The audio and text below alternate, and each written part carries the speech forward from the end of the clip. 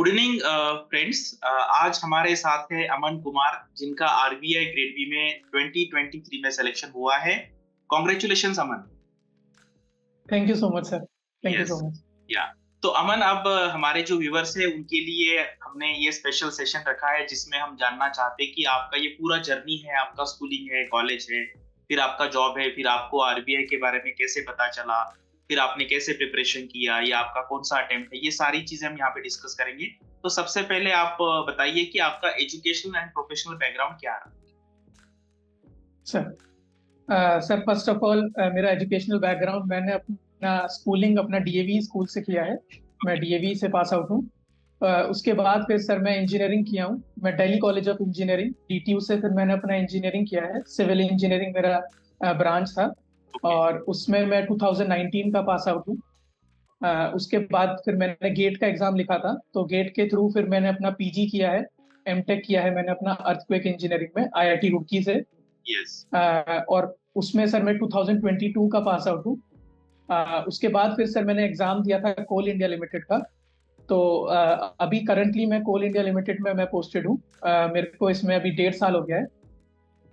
और आरबीआई का सर मेरे को पता चला था जब मैं अपने बीटेक के लास्ट ईयर में था। तो हमारे एक सीनियर थे, उनका उनका सिलेक्शन इसमें हुआ था, तो तब हमको पता चला था आरबीआई के बारे में कि क्या होता है, कैसा जॉब है इसमें।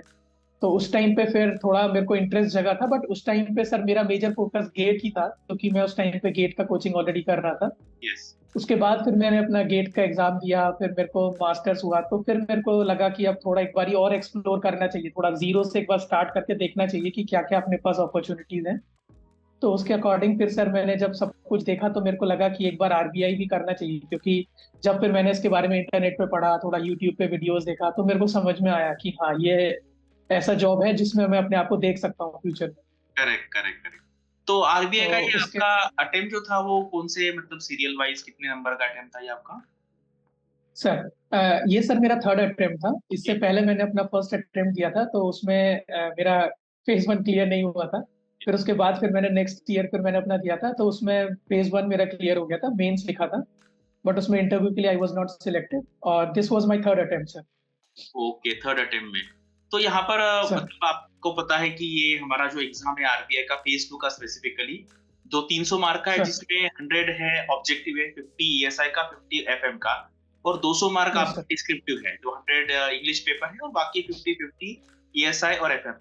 तो डिस्क्रिप्टिव के लिए आपने किस तरीके से प्रिपेयर किया, क्योंकि ये आपको लिखना है, कंप्यूटर पे लिखना है, तो इसकी प्रैक्टिस आपने यस कैसे सर। की? Yes sir.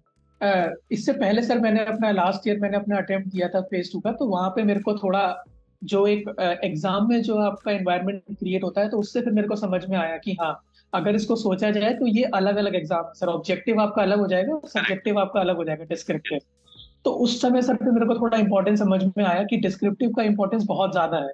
यस, ऑल्दो आपको टॉपिक पता रहेगा, बट आपके माइंड में टॉप ऑफ द हेड में वो रहना चाहिए कि आप उसको तुरंत टाइप कर सके। तो करेक्ट। फिर उस टाइम पे सर पे मेरे को समझ में आया कि आप इसको एग्जाम को और बाइफरकेट कर सकते हो, ऑब्जेक्टिव आप अलग मान सकते हो, सब्जेक्टिव आप अलग मान सकते हो। करेक्ट। यस, तो सर उसी उसी माइंडसेट से फिर सर मैंने प्रिपेयर किया कि मेरे को पहले कोई भी चैप्टर जैसे मैंने पढ़ा, तो मेरे को समझना था कि इसमें से ऑब्जेक्टिव के लिए ये इंपॉर्टेंट है या सब्जेक्टिव करेक्ट। के लिए या फिर दोनों यस, के लिए। यस, तो उस माइंडसेट से फिर मैंने पढ़ाई किया। फॉर एग्जांपल सर, अगर मेरे को लगा कि ये वाला जो चैप्टर है ये दोनों के पॉइंट ऑफ व्यू से इंपॉर्टेंट है, तो मैं उसमें सर कोशिश करता था कि ऑब्जेक्टिव वाला खुद से एक बार देख लूं कि इसमें से अगर मैं एग्जामिनर होता तो मैं क्या क्या ऑब्जेक्टिव क्वेश्चंस बना सकता था और क्या क्या मैं उसमें सब्जेक्टिव क्वेश्चंस में उसमें से बना यस, सकता था। यस, तो उसको सर मैं थोड़ा थोड़ा सा मैं एक बार लिख लेता था कि हाँ, ये टॉपिक इंपॉर्टेंट है, टाइप्स ऑफ बॉन्ड ये इंपॉर्टेंट है, वो इंपॉर्टेंट है। यस। तो उससे मेरे को समझ में आ जाता था कि डिस्क्रिप्टिव का ये वाला पार्ट हो जाएगा और ऑब्जेक्टिव का ये वाला पार्ट हो जाएगा। तो सर मोर और लेस मेरा यही स्ट्रेटेजी मेरा फाइनेंस में, मैनेजमेंट में था। और इंग्लिश में तो सर सारा का सारा ही डिस्क्रिप्टिव होता है, उसमें तो सर सारा करना ही होता है आपको डिस्क्रिप्टिव में। तो यस, यही तो सर मेरा एक स्ट्रेटेजी। Correct correct. तो आपको पता है कि उन्होंने एक स्पेसिफिक नंबर दिया हुआ है कि इतने आपको वर्ड्स लिखने हैं, जैसे 15 मार्क्स के लिए आपको 600 वर्ड लिखने हैं, 10 मार्क के लिए आपको 400 लिखने हैं। तो आपने ये जो वर्ड्स है वो एडर किया था, या उससे थोड़ा सा कम ज्यादा किस तरीके से लिखा था, अगर आपको याद है? ये सर सर मेरे को बहुत अच्छे से याद है, लास्ट टाइम का भी याद है मेरे को। लास्ट टाइम क्या था सर, लास्ट टाइम मैं जब एग्जाम लिख रहा था तो मेरे पास टाइम कम पड़ रहा था। मेरे पास कंटेंट था मेरे दिमाग में, बट मेरे पास टाइम कम था, तो मेरे को मैनेज करना था। फॉर एग्जांपल 600 वर्ड का जो था, उसमें सर मैं वर्ड लिमिट मीट नहीं कर पा रहा था। मैं ऐसा 500 के आसपास ही मैं पहुंच पा रहा था। तो मेरे को समझ में आ गया था कि वहां पे मेरे को छोड़ना पड़ेगा, नहीं तो मैं बाकी क्वेश्चन छोड़ दूंगा। बट इस साल क्या था सर, इस साल फिर जब मैं लिखने के लिए गया तो इस साल थोड़ा सा आरबीआई का जो पैटर्न था वो अलग था। इस बार मैं वर्ड लिमिट मीट कर पा रहा था, और इस बार आप एक्स्ट्रा नहीं लिख पाओगे। जैसे लास्ट आप उसमें, पिछले साल आप अगर वर्ड लिमिट एक्सीड कर रहे हो तो वो आपको लिखने देता था, पर वो बता देता था पहले कि वर्ड लिमिट एक्सीड हो चुकी है। इस साल सर आपको आगे नहीं बढ़ने दे रहा था, वो ओनली 600 वर्ड तक आप लिख सकते हो, उसके बाद टाइप नहीं हो रहा था। तो इस बार सर मैंने थोड़ा टाइपिंग पे भी अपना काम किया था मैंने, कि मेरे को थोड़ा टाइप करने में प्रॉब्लम ना हो। तो इस बार सर मैं थोड़ा वर्ड लिमिट एडहेयर करके ही लिखा था। आई वॉज मेकिंग श्योर कि I am not going ahead of the word limits. Okay, और इंग्लिश का भी इस बार उन्होंने ना जो वर्ड लिमिट है वो ज्यादा दिया था। जनरली कभी कभी यस 200 वर्ड आता है, 300 आता है, इस बार 600 था। तो उसका आपने यस कैसे सर। मैनेज किया? उसका सर मैं कुछ स्पेसिफिकली सोच के नहीं गया था, क्योंकि मैं भी सोच के गया था कि इतना वर्ड का शायद नहीं आएगा मोस्ट प्रोबेबली, बट उन्होंने दिया था। तो मैंने फिर सर अपना कंटेंट अपने मन में सोचा था कि इतना मेरे को लिखना है, ये मेरे को पॉइंट्स लिखने। ओके। फिर उसमें सर क्या रहता है कि जैसे मैं लिख रहा था तो मेरे को दिख रहा था कि इतने वर्ड्स हो चुके हैं, इतने वर्ड्स बचे हुए हैं। तो अगर मेरे को समझ में आ रहा था कि थोड़ा इसको एक्सटेंड करके लिखा जा सकता है, तो मैं उसमें थोड़ा सा वर्ड्स ऐड कर दे रहा था। और अगर मेरे को लिख रहा था कि हाँ थोड़ा कम लिखना चाहिए, टाइम थोड़ा कम बचा हुआ, तो मैं उस चीज को थोड़ा शॉर्ट एंड क्रिस्प वे में एक्सप्लेन करने का मैंने कोशिश किया था। बाकी सर मैंने ऐसा नहीं सोचा था कि मैं इतने वर्ड्स ही लिख के जाऊंगा। बस मेरे को ये था कि मैंने जो सोचा है बस मुझे वो लिखना है उसमें, चाहे फिर वो कम वर्ड्स में आए थोड़ा या फिर ज्यादा वर्ड्स में आ जाए। ओके, आपको याद है कौन सा ऐसे लिखा था आपने? सर एक बार आप अगर थोड़ा सा बताएंगे तो मैं याद कर सकता हूँ। आई थिंक एनवायरमेंट ऐसे, रिलेटेड कुछ एक था, क्लाइमेट या एनवायरमेंट रिलेटेड था एक।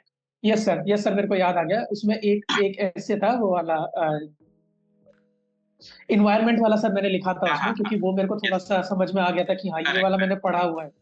एक सर ईएसआई वाला मुझे क्वेश्चन याद आ गया, जिसमें उन्होंने वो एक वर्ल्ड बैंक या आईएमएफ में एक रिपोर्ट पूछा था कि उनमें हाँ उन्होंने हाँ। क्या क्या मेन पॉइंट हाईलाइट करेक्ट किए करेक्ट। थे।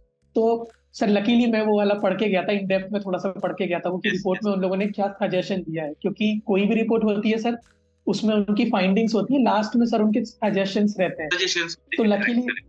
हाँ तो लकीली सर मैंने वो पढ़ा था, और उस टाइम पे वो मेरे माइंड में थोड़ा क्लिक हो गया था, तो मैंने वो लिख दिया था, इसलिए मैंने वो चूज किया था।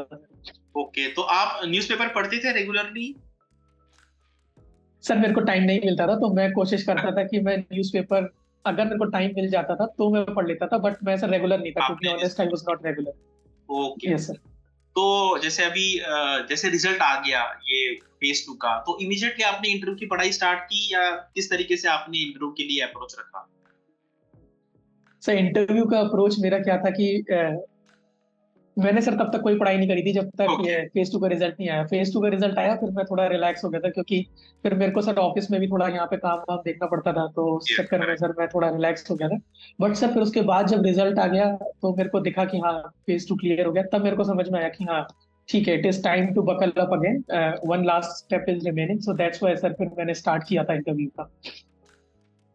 तो इंटरव्यू के लिए कैसे, मतलब आपने आरबीआई का वेबसाइट या उसके रिपोर्ट्स, गवर्नर के स्पीचेस, किस तरीके से फिर इंटरव्यू की तैयारी की? Yes sir. सर उसके लिए सर मैं सबसे पहले तो ट्रांसक्रिप्ट, सर मेरा मतलब एक मेजर पोर्शन जो था वो ट्रांसक्रिप्ट था, क्योंकि ट्रांसक्रिप्ट आपको एक ब्रॉड आइडिया दे देता है यस कि करेक्ट आपका करेक्ट। क्या क्या उसमें मतलब उनका माइंडसेट रहता है वहां पे, क्या वो फील्ड में वो एक्सप्लोर करना चाहते हैं। तो उसके अकॉर्डिंग मैंने देखा था। तो उससे मेरे को समझ में आया कि सर आपको इसको भी दो पार्ट में आप डिवाइड कर सकते हो, एक आपका खुद का जो आपका पर्सनल आपका बैकग्राउंड है करेक्ट या वो, और एक आरबीआई का बैकग्राउंड, कि आरबीआई के बारे में आपको कितना पता है। तो सर फिर मैंने जॉट डाउन किए जितने भी पॉइंट्स थे, मतलब मेरे को जितने भी क्वेश्चंस मेरे को लगा कि हाँ अगर मैं एग्जामिनर होता या मैं इंटरव्यू लेता तो मैं क्या क्या मैं पूछता किसी से। तो मैंने फिर सर वो उसका मैंने लिस्ट बनाया, काफी सारा मैंने उसमें क्वेश्चंस लिखा। और मैंने सर सबसे मतलब मेरा मेन ऑब्जेक्टिव था कि मैं खुद के बारे में क्लियर हो जाऊं। अगर मेरे को आरबीआई के बारे में थोड़ा बहुत भी नहीं आ रहा समझ में, तो वो एक बार को समझ सकते हैं, बट अगर मैं खुद यस। के लिए क्लियर नहीं हूं तो वो सर थोड़ा सा अच्छा नहीं दिखता है, अच्छा लाइट में नहीं दिखता है। तो मैंने सर उसको दो पार्ट में डिवाइड करके फिर मैंने सर इसका तैयारी किया था इंटरव्यू का। ट्रांसक्रिप्ट देखा था, और सर आरबीआई का वेबसाइट मैंने देखा था, प्रियम्बल वगैरह मैंने देखा था, स्पीचेस मैंने फिर सर इनका देखा था कि रिसेंटली कितना कितना स्पीच दिया है, उसमें उन्होंने क्या क्या सजेशन दिया है।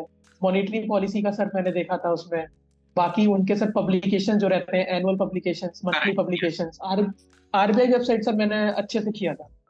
ओके। तो अभी ये जैसे सर। इंटरव्यू आपका हुआ था, तो आपको कुछ याद है कुछ क्वेश्चंस की जहां पर आपने बहुत अच्छा आंसर दिया, या ऐसा कोई क्वेश्चन जहां पर आपको दिक्कत आई, तो आपने कैसे हैंडल किया वो सिचुएशन को? सर अच्छा क्या, मेरे साथ सर सबसे पहले थोड़ा एक ऑकवर्ड मोमेंट हो गया था। मैं जैसे ही एंटर किया वहां पे, तो उन्होंने पहले मेरे से पूछा कि मेरा नाम क्या है, तो मैंने उनको बताया कि अमन नाम है मेरा। तो फिर उन्होंने बोला कि अच्छा आपने नाम का मतलब बताओ, तो मैंने वो बताया। तो मैं जब वो एक्सप्लेन ही कर रहा था, इतने में एक सर ने फिर बीच में रोका, वो बोले कि अमान क्या होता है? अमन तुम्हारा नाम है, but I want to know what is Aman. Okay. तो सर तो सर मैं थोड़ा सा सरप्राइज हो गया कि अमान। फिर मैंने सोचा, तो मेरे मन में सर बहुत ही एक अमान, मैंने सोच लिया कि अ प्लस मान, मतलब जिसका मान ना हो वो होता है अमान। तो मैंने वो बोल दिया, फिर सब पैनलिस्ट हंसने लगे, वो बोले ऐसा तो कुछ नहीं होता है, तुमने ये कहाँ से बोल दिया। तो करेक्ट, वो हुआ आपने था। तो थोड़ा सा लॉजिक लगाया ऑन द स्पॉट, आपने कुछ आंसर दे हाँ दिया। सर, मतलब जो मेरे को समझ में आया, तो मैंने सर वही सिद्धि विच्छेद करके मैंने कोशिश किया, बट सर वो ठीक नहीं था। फिर उसके बाद सर उन्होंने फिर मेरे से जो क्वेश्चन सर मेरे को याद है, फिर सर वो थोड़ा सा उसमें चले गए थे, थोड़ा लॉजिकल वाले क्वेश्चंस में, कि do you believe in God, या फिर tell me two reasons why you believe in God, ऐसा सब मेरे से पूछने लग गए थे सर। फिर मैंने बताया वो सब। उसके करेक्ट। बाद उसके बाद फिर सर उन्होंने थोड़ा मेरा बैकग्राउंड का पूछा मेरे से। फिर उन्होंने मेरे से सिविल इंजीनियरिंग का उन्होंने मेरे से पूछा कि सिविल इंजीनियरिंग में बताओ मेरे को कि रीइंफोर्समेंट क्यों यूज करते हैं हम लोग, सिर्फ सीमेंट क्यों नहीं यूज करते हैं। यस, तो यस, वो सर करेक्ट। मेरे को थोड़ा क्लियर था, तो वो मैंने उनको क्लियरली बताया। तो फिर उन्होंने अग्री भी किया, वो बोले कि हाँ, कि even after 6 years your knowledge of civil engineering is intact, but now we want to confirm कि आपका आरबीआई का नॉलेज है कि नहीं। फिर यस। उन्होंने सर मेरे से आ, फिर उन्होंने मेरे से आरबीआई के क्वेश्चंस पूछे थे, कि आरबीआई का फंक्शन क्या होता है। फिर उसके बाद मेरे से बैंक अकाउंट के बारे में पूछा कि अगर प्रॉब्लम होती है तो आप कहाँ जाते हो। फिर उन्होंने मेरे से फिर एक क्वेश्चन था सर, उन्होंने फिर मेरे से पूछा कि ये बताओ तुमने इकोनॉमिक्स में क्या पढ़ा है। तो मैंने उनको बता दिया यस। कि मैंने सर मैक्रो इकोनॉमिक्स पढ़ा है। मैंने क्लियरली, ये चीज मेरे को बहुत अच्छे से याद है, मैंने क्लियरली बोला कि मैंने मैक्रो इकोनॉमिक्स पढ़ा है। ओके। बट उन्होंने बट उन्होंने फिर मेरे को बोला कि तुमने मैक्रो पढ़ा, बट मैं तुमसे माइक्रो में क्वेश्चन पूछूं। ओके। तो तो करेक्ट, करेक्ट। तो फिर उन्होंने मेरे से क्वेश्चन पूछा कि can you tell me about the markets, what are the type of markets. तो फिर मैंने उनको दोबारा भी बोला था ये क्वेश्चन पूछने से पहले, मैंने कहा सर आप पूछोगे माइक्रो में, but sir micro is not my forte, मेरे को उसमें नहीं ओके। है पता। वो बोले कोई बात नहीं, मैं तुमसे पूछता हूँ। फिर उन्होंने मेरे से ये वाला क्वेश्चन पूछा। तो सर लकीली मेरे को याद आ गया था, मैंने अपने बीटेक में सर इकोनॉमेट्रिक्स मेरे पास एक सब्जेक्ट था। हाँ, तो उसमें सर इकोनॉमेट्रिक। मैंने पढ़ा था फर्स्ट ईयर में मैंने पढ़ा था टाइप्स ऑफ मार्केट्स। तो एकदम से सर मेरे हेड में वो थोड़ा क्लिक किया। तो फिर मैंने उनको बताया, मैंने कहा सर एक तो मोनोपोलिस्टिक मार्केट होता है, एक हाँ। एक ओलिगोपोलिस्टिक मार्केट होता है, एक परफेक्ट कंपटीशन होता है। तो वो मैंने उनको बता दिया। इवन सर मैं भी थोड़ा सरप्राइज हो गया कि मेरे को याद था। तो फिर उन्होंने मेरे से पूछा कि अच्छा परफेक्ट कंपटीशन में क्या होता है, तो फिर वो थोड़ा डेप्थ में चले गए। वो फिर सर मैंने कोशिश की आंसर करने का, बट वो शायद थोड़ा सा कन्विंस नहीं हुए। बट इतना उनको समझ में आ गया था कि मेरे को माइक्रो का थोड़ा थोड़ा पता है। तो ओके। ये सर मेरे को याद है अपने इंटरव्यू का। यस, तो ये आपने मैक्रो इकोनॉमिक्स कैसे बोल दिया? क्योंकि जनरली हमारे एग्जाम में तो वो इतना डिटेल में नहीं आता है, तो आपने कैसे पढ़ा ये मैक्रो इकोनॉमिक्स के बारे में? वो सर उन्होंने ही मेरे को ऑप्शन दिया था कि तुमने इकोनॉमिक्स में क्या पढ़ा है, मैक्रो पढ़ा है या माइक्रो पढ़ा है। ओके, तो तो वो फिर इसलिए मेरे को आ गया था समझ। हाँ, क्योंकि हाँ। हम थोड़ा सा मैक्रो के बारे में हमें पता होता है ना, ब्रॉड एम्प्लॉयमेंट है, ये है। Yes sir. यस हाँ, सर। लेकिन वो बेसिक थियरीज होती है, वो जनरल इकोनॉमिक्स वाले लोग पढ़ते हैं। करेक्ट। Yes sir. तो ओके। ऑप्शन ही दिया था सर, उन्होंने बोला था कि चूज करो इसमें से, तुमने हाँ, तो मैक्रो पढ़ा इसलिए है या आपको लगा माइक्रो पढ़ा कि है। हम मैक्रो इकोनॉमिक्स सेलेक्ट कर लेते हैं। यस सर, क्योंकि हम लोग जीडीपी वगैरह के बारे में पढ़ते हैं, हाँ, कंपनी जीडीपी रिलेटेड पढ़ते पढ़ते हैं। हैं, तो हाँ, इसीलिए। लेकिन हम ज्यादा हाँ। थियरीज नहीं पढ़ते, क्योंकि ये जो सब्जेक्ट्स है ना, यस ये सर। प्योर इकोनॉमिक्स में होते हैं। करेक्ट। Yes sir. यस तो सर। आपका इंटरव्यू कब हुआ था? मेरा इंटरव्यू हुआ था सर 3 अक्टूबर को। 3 अक्टूबर। तो तब से अब तक मतलब 2 महीने से ज्यादा वेट करना, मतलब काफी मुश्किल हुआ होगा आपको। मतलब यस ऐसा सर, होता है ना, कभी डेफिनेटली सर। कभी सपने भी आते हैं कि मेरा सिलेक्शन हो क्या, नहीं हुआ, ऐसा आपके साथ यस हुआ सर। क्या? कैसे आपने मतलब 2 महीने कैसे वेट किया?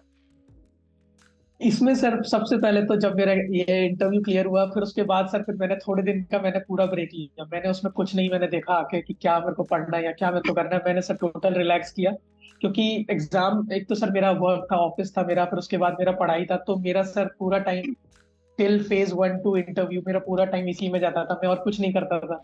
ज्यादातर टाइम इसी में रहता था। तो फिर मैंने सोचा कि अब it is time to sit back and analyse कि अब क्या चीज मैंने छोड़ा है, जो काम मैंने इतने महीनों में नहीं किया उस पर फिर मैंने थोड़ा सा फोकस किया। मैं फिर अपने घर गया बहुत टाइम बाद अपने, क्योंकि मैं सर गाजियाबाद में रहता हूँ, अभी मैं यहाँ पे पोस्टेड हूँ कोलकाता में, तो फिर मैं घर पे गया, फैमिली से मिला, तो वो सब सर फिर मैंने किया था। बाकी सर एंटिसिपेशन तो था ही सर, मेरे को वेट तो था ही कि रिजल्ट आ जाए, जल्दी आ जाए। और आपका एग्जिस्टिंग जॉब कैसे है, क्योंकि कोल इंडिया भी पीएसयू है, काफी अच्छा जॉब माना जाता है, तो इसके बारे में भी एक 2 मिनट में बताइए कैसा जॉब है आपका अभी का। Yes, yes sir. तो अभी सर इसमें 1 साल मेरे को हो गया है, तो अभी सर मैं असिस्टेंट मैनेजर की पोस्ट पे हूँ। तो इसमें भी सर मेरा जो जॉब रहता है वो ज्यादातर सर मेरा सुपरवाइजरी रोल रहता है। मैं इसमें सुपरवाइज करता हूँ जितना भी आपका सिविल रिलेटेड वर्क्स रहता है, मेंटेनेंस वर्क रहता है, इसके बाद आपका कैपिटल बजट का जितना भी काम रहता है, टेंडरिंग प्रोसेस जितना भी रहता है सर, मैं उसी को सुपरवाइज करता हूँ। यहाँ पे टेंडरिंग वगैरह का प्रोसेस में देखता हूँ। बेसिकली सर अभी ऑफिस जॉब है, जैसे कोल इंडिया में लोगों को एक परसेप्शन रहता है कि मैं कोल माइंस में जाऊंगा, नहीं सर, करेक्ट मैं करेक्ट। सिविल से रिलेटेड हूँ ना। तो सर मेरा काम ऑफिस वाला रहता है, मेरा सर डेस्क जॉब रहता है, कंप्यूटर पे ही हम लोग काम करते हैं, बाकी साइट विजिट्स अपना चलता रहता है साइड बाय साइड सुपरविजन के लिए। तो अभी जो स्टूडेंट है जो प्रिपेयर कर रहे हैं, और आपको पता है 666 लोगों ने एग्जाम इंटरव्यू दिया है, बस 222 सर लोगों का सिलेक्शन हुआ, जिनका नहीं हुआ, तो आप भी स्पेस से गए हो, आपका यस भी सर। पहले प्रीलिम्स नहीं हुआ था, फिर बाद में मेंस नहीं हुआ, तो उनके लिए आप क्या एडवाइस दोगे, और जो नए लोग हैं उनको क्या बताओगे कि कैसे तैयारी करनी है 2024 के लिए? Yes sir. सर सबसे पहले तो ये है कि इसमें भी सर आप देख सकते हैं कि जिन लोगों का सिर्फ इंटरव्यू नहीं हुआ, तो सर वो लोग पहले से ही उनको फेज 1 और फेज 2 का पता है, तो उनको, और सर इंटरव्यू भी बहुत ज्यादा सर सब्जेक्टिव रहता है कि आपका अभी अच्छा हुआ है, क्या पता नेक्स्ट ईयर आपका अच्छा ना हो, तो वो सर उसमें फिर उनको अपने ऊपर ही सर एक काम करना होगा थोड़ा। जैसे मेरे को भी सर बहुत ज्यादा इंटरव्यू का, तो सर मेरा भी फर्स्ट ही था, तो इंटरव्यू के बारे में तो सर मैं ज्यादा कुछ नहीं बोल पाऊंगा। बाकी मेंस का सर मैं यही बोलूंगा, मेंस का मेरे को थोड़ा आइडिया है, तो मेंस में सर थोड़ा सा अपना स्ट्रेटेजाइज करके चलना होगा। आपको पता रहना चाहिए कि डिस्क्रिप्टिव का आपको कहाँ से पढ़ना है, क्योंकि कुछ क्वेश्चंस ऐसे होते हैं जो रिपीट भी होते हैं सर। अभी यस, हमारे में कुछ क्वेश्चंस एकदम एकदम रिपीट हुआ था, जैसे मैनेजमेंट का एक क्वेश्चन मेरे को याद है, 14 प्रिंसिपल्स ऑफ मैनेजमेंट, हाँ, वो हेनरी तो फ्योल कॉमन वाला। क्वेश्चन है। यस, एकदम कॉमन क्वेश्चन है, और सर वो एकदम आपको एग्जाम में रखा हुआ मिल गया, तो मेरे को लगता है सर वो आपका 15 मार्क्स वहीं पे बन गया, वो आपसे कोई नहीं छीन सकता। तो करेक्ट। आपको ऐसे, तो ये थोड़ा सा आपको परसेप्शन लेकर चलना होगा कि प्रीवियस ईयर्स जो है वो सर बहुत ज्यादा इंपॉर्टेंट रहते हैं, उन उन क्वेश्चन से आपको लेके पढ़ना होगा। बाकी सर इसमें कंसिस्टेंसी थोड़ा चाहिए रहेगा। फेज 2 के लिए आपको फाइनेंस मैनेजमेंट और ईएसआई, ईएसआई में सर आपको प्रैक्टिस करना रहेगा, क्योंकि ईएसआई का sir objective is very dicey, आप कभी अच्छा यस, आ जाता है, कभी थोड़ा डिफिकल्ट आ जाता है। तो इसीलिए सर इसमें आप 5 एग्जाम लेके चलिए कि objective, FM objective, FM subjective, इसके बाद ईएसआई ऑब्जेक्टिव, ईएसआई सब्जेक्टिव, और इंग्लिश आपका फुल सब्जेक्टिव। तो उसके अकॉर्डिंग सर मेरे को लगता है थोड़ा सा प्रिपेयर करेंगे। थोड़ा डिस्क्रिप्टिव का सर आपको पता होना चाहिए, आपको थोड़ा टाइपिंग पे आपका थोड़ा कमांड होना चाहिए, क्योंकि सर वो बहुत हेल्प करता है। मान लीजिए आपको थोड़ा नहीं आ रहा है समझ में, तो उस टाइम पे आप अगर थोड़ा टाइप जल्दी करोगे तो आप वापस जाके दोबारा लिख सकते हो, बट अगर आपका टाइपिंग स्पीड ही कम है तो फिर आप उसको यस, नहीं कर सकते। तो वो करेक्ट। सर थोड़ा सा एक इम्पोर्टेंट पार्ट रहता है। बस सर, और बाकी फेज 1 के लिए सर मैं तो यही बोलूंगा कि उसके लिए आप, आपसे बेहतर आपको कोई नहीं जानता, आपको पता रहेगा कि आपका स्ट्रॉन्ग एरिया क्या है और आपका वीक एरिया क्या है, तो उसके अकॉर्डिंग सर आपको प्रिपेयर करना है, और ये हमेशा माइंड में लेके चलना है कि ये सिर्फ क्वालिफाइंग, आपको क्वालिफाई करना है, बस उसके आगे आपको नहीं सोचने का है। तो बस उसमें आपको अपना क्लैरिटी होना चाहिए कि आपको कौन सा आपको सब्जेक्ट ज्यादा पढ़ना है और कौन सा कम पढ़ना है, और सारा पढ़ना सर सभी है। जैसे मेरे को जीए में इंटरेस्ट था, बट ऐसा नहीं कि मैंने वो लास्ट में पढ़ा, मैं उसको साइड बाय साइड लेके चलता था, क्योंकि एक साथ कवर करना sir very difficult, it is very difficult to cover it at once. तो उसमें सर स्ट्रेटेजाइज आपको वैसे ही करना होगा। जब जैसे अभी कल रिजल्ट आया, तो आपका क्या रिएक्शन था देखने के बाद, और सबसे पहले आपने किसको बताया रिजल्ट? सर सबसे पहले पहले तो सर मैं ऑफिस में ही था, तो मेरे को नहीं पता था। फिर मैं जब ऑफिस से मैं आ रहा था, तो रास्ते में फिर मैं जैसे ही अपना यहाँ पे अपार्टमेंट ओपन किया, तो फिर मैंने देखा एक मैसेज आया हुआ है कि रिजल्ट आउट। तो मेरे को लगा नहीं पता कि ये रियल रिजल्ट है। फिर मैंने थोड़ा वेबसाइट पे जाके देखा, तो सच में रिजल्ट आया हुआ था। फिर मेरे को रिजल्ट दिख गया था, बट मैं थोड़ा सा पैनिक कर गया था सर, टू बी ऑनेस्ट। फिर मैंने कहा अभी मैं रिजल्ट नहीं देखूंगा, पहले मैं थोड़ा फ्रेशन अप हो जाता हूँ, उसके बाद मैं रिजल्ट देखूंगा। फिर मैं थोड़ा फ्रेशन अप हुआ, उसके बाद फिर सर मैंने थोड़ा डरते डरते अपना रिजल्ट खोला। फिर जब मैंने अपना नाम देखा सर, तो आई वॉज वेरी हैप्पी। फिर सबसे पहले सर फिर मैंने थोड़ा अपना ईश्वर को थोड़ा शुक्रिया अदा किया। फिर उसके बाद सर फिर मैंने अपनी मम्मी को फोन किया, क्योंकि my mom has always been with me, और मेरा सर भाई, तो मैंने सबसे पहले उन दोनों को ही फोन करके बताया, फिर अपने पापा को मैंने फोन करके बताया, अपनी दादी को बताया, तो वही सब था सर। ओके, तो अभी आप आरबीआई के ऑफिसर बन गए हैं, 2-3 महीने में आप जॉइन करेंगे। तो अभी ये जी सर। रिमेनिंग जो 2-3 महीने हैं जिसको जॉइनिंग का टाइम कहते हैं, तो उसमें आप क्या करने का प्लान कर रहे हो? क्योंकि अभी आपका मतलब ऑलरेडी लाइफ सेट था आपका, क्योंकि कोल इंडिया बहुत अच्छा ऑर्गेनाइजेशन है, लेकिन आगे क्या करने का सोचा है इस टाइम में? तो 2-3 महीने मिलेंगे आपको। अभी सर इस टाइम में अभी तो सर थोड़ा सा एक बार अपना ऑफिस का थोड़ा काम रहेगा, बाकी उसके बाद सर मेरे को घर पे जाना है। मेरे को काफी टाइम हो गया है, मैं घर पे नहीं गया हूँ। यस, अभी गया था, फिर उस तो अभी घर पे जाके फिर सर थोड़ा फैमिली टाइम स्पेंड करना है, तो बस अभी तो वही प्लान है सर। यस अमन, आपका मतलब जो खुशी है वो आपके चेहरे पे दिख रही है, मतलब कि आपको कितना ये हुआ है। और ये अच्छा है कि मतलब आप यहाँ पर आए, हमारे स्टूडेंट्स के साथ एक डिस्कशन करने का एक हमें एक चांस दिया। और यहाँ पे ना ये वीडियो जैसे यूट्यूब पे आएगा, तो आपको जैसे टाइम मिले ना, कमेंट सेक्शन में स्टूडेंट्स पूछेंगे आपको कुछ, तो वहां पर आप जैसे आपको टाइम मिले आप वहां पे वो रिप्लाई कर दें। Sure sir. Yes, sure yes. Sir. Yes, thank you, Aman, and sure all sir. the best for your career in the great institution. Thank you so much sir, thank you so much.